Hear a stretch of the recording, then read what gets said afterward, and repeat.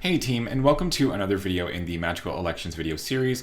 In this video, we're going to cover magical electional opportunities that are available to us between the Taurus Full Moon on November 12th until the Sagittarius New Moon on November 26th.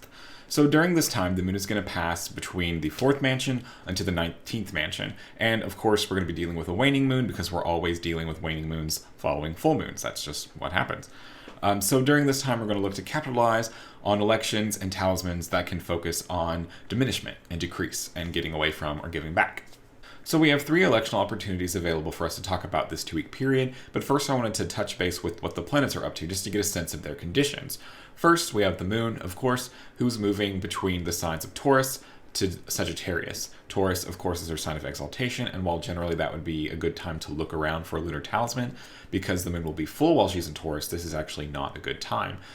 She'll move into Cancer, her sign of domicile, but because Saturn and the node are in Capricorn, we can't really do much with that. We're not gonna mess with any kind of moon talisman that also comes with a Saturn opposition. No bueno.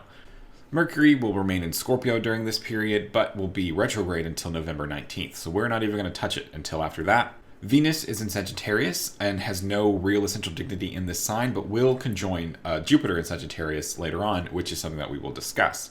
The Sun is in Scorpio, no real essential dignity, and will ingress into Sagittarius on the 22nd. Nothing really to write home about then, definitely no point of a solar talisman until the Sun gets back into Aries this spring. But kind of the big news during this time period is that Mars will move from Libra, his sign of detriment, into Scorpio, his sign of domicile, which will give us all 3 of the superior planets, Mars, Jupiter, and Saturn, in their signs of domicile. So that's going to be fun to work with, and will give us the opportunity to look for Mars talismans, Mars and Scorpio talismans, in the future. So moving on into our magical elections for this period of time, our first election is actually going to be on November 21st in the early morning hours for my location, here just shortly after sunrise. And this election is set for a 14th Lunar Mansion talisman. Now the 14th Lunar Mansion is one that we haven't really had the opportunity to talk about before, but it is in some ways very similar to the 12th Mansion, which we've talked about several times. Both of them being about separation and dissolution and just kind of like moving past and closing out chapters of our life. So looking at the election itself here, we have the moon conjoin the midheaven in the 14th mansion, conjunct the part of Fortune, but that's not super important. And the moon is unaspected by Saturn, separating the trine, so not really a big deal. Because Sagittarius is on the ascendant, we're going to have to look to the Lord of the first house to make sure that it's doing well, and that would be Jupiter here, also in Sagittarius, so in domicile, in an angular house, averse to Saturn, not aspected by Mars. So overall doing very well here. No serious afflictions to speak of. And then we have to look to make sure that the moon's next aspect is appropriate to whatever we're trying to do. And here we have the moon applying a square to Venus in Sagittarius. And this is one of those times where, when we're talking about diminishment or decrease and things like that, it wouldn't be unheard of to bring in a malefic planet or, a planet that can generally kind of mess things up and break things apart. But in my experience, I've actually found the benefic planets to be a little bit easier to do this with, just because the situation or kind of the extenuating circumstances tend to go smoother, we'll say, in this transition period than with the malefic planets, which tend to be very abrupt and very like burning bridges kind of a power, whereas benefics kind of smooth it out and make things a bit easier for everybody involved to navigate through. This is a really great line, by the way. Like this is a really smooth line.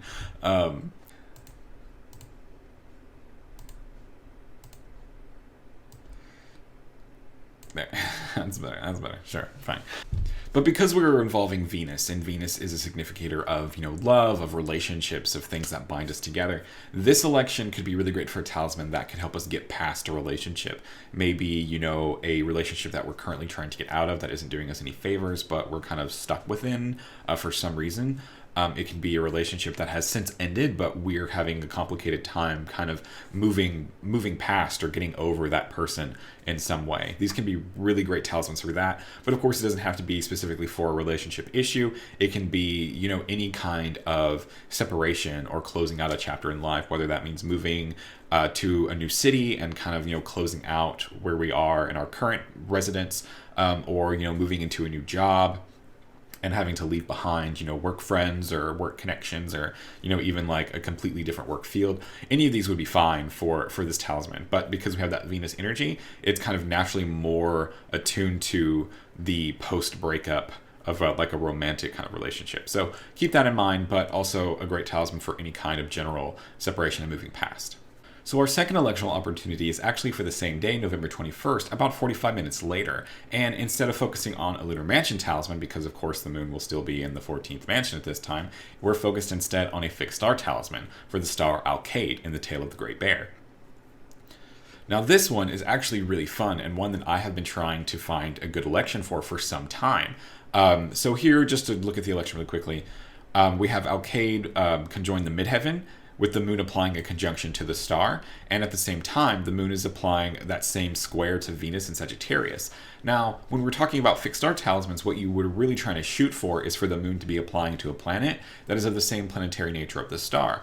Alkaid is of the nature of the moon and Venus, and so here we have, obviously the moon is always going to be involved, but by bringing in the Venus square, we have we have the natures of both planets being represented. So this is really great. This is exactly what we want.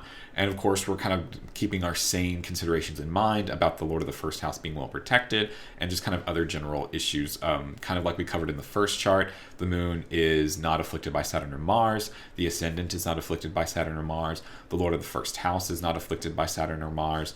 So things are going pretty well for this chart. And when it comes to Alkaid and its powers, Alkaid is actually a really fascinating star because Agrippa tells us that it's kind of just for general protection.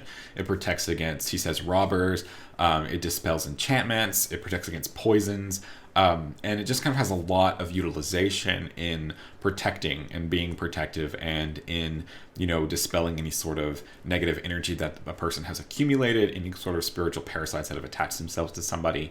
Anything like that can be really great to hold off on, obviously protect yourself from thieves, kind of especially in the digital age. That's really important, protecting personal information. And I'm really interested to explore the application of Alkaid in more medical contexts and how exactly we can push or fine tune the definition of what constitutes a poison in within that context. So really excited to make this one myself. So be sure to follow me, on Instagram to follow along with that journey if you're curious about, playing along and making your own Alkaid talisman at the same time. All right, so our final election opportunity for this 2-week period is going to be for November 23rd, around mid-afternoon from my location.